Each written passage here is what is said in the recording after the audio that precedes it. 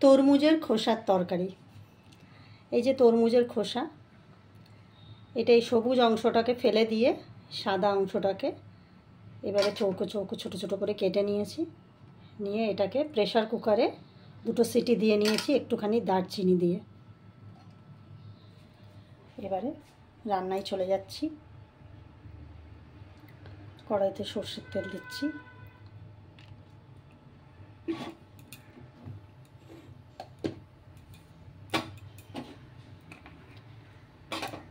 অনেকটা লাউ রান্নার মতন, লাউ যেভাবে রান্না করা হয় নিরামিষ সেভাবেই হবে। এটা পুরো নিরামিষ তরকারিই হবে একটা। ফোড়নে দেব গোটা জিরে, শুকনো লঙ্কা, তেজপাতা আর একটু গোটা গরম মশলা।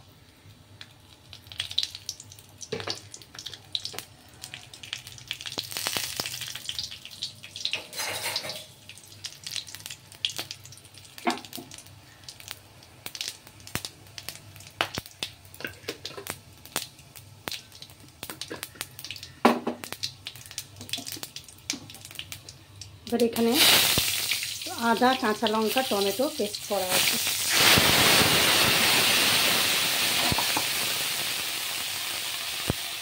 এখানে কিছু মশলা আছে, বেসিক যা যা মশলা: নুন, চিনি, হলুদ, একটু বিট নুন, গোলমরিচ গুঁড়ো, কাশ্মীরি লঙ্কা গুঁড়ো, এমনি লাল লঙ্কার গুঁড়ো, একটু আমচুর পাউডার, ধনে গুঁড়ো, জিরে গুঁড়ো আর একটু আলুর দম মশলা দিয়েছি আমি। সব একসাথে দিয়ে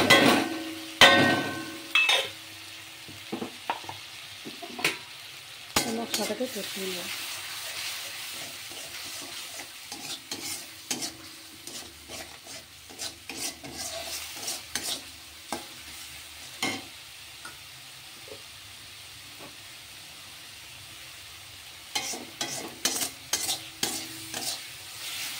আপনারা যদি কখনো না খেয়ে থাকেন একবার করে খেয়ে দেখবেন, ভীষণ ভালো লাগে।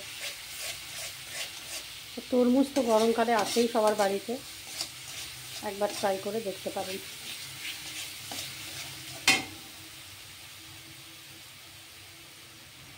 মশলাটা মোটামুটি কষা হয়ে গেছে। এবারে তরমুজগুলো দিয়ে দিলাম সেদ্ধ করা।